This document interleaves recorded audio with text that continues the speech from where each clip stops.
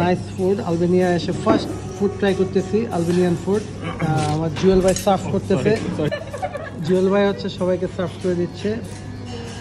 এটা হচ্ছে একটা হোল চিকেন, এটা হচ্ছে সালাদ, অনেকটা আমাদের দেশে গ্রিলের মতো। হ্যাঁ, এবং আপু আপনাকে বড়টা তবে এটা হচ্ছে বাই লাকিলি আমরা আসার পর পরে বলতেছিলাম আমরা গ্রিল চিকেন বা এরকম কিছু খাবো, এবং লাকিলি আমরা পেয়ে গেছি। সুন্দর চিকেনটা দেখতে ইয়ামি লাগতেছে। আর এটা হচ্ছে সালাদ। এই সালাদ আইটেমটা তোমাদের চিজ, টমেটো,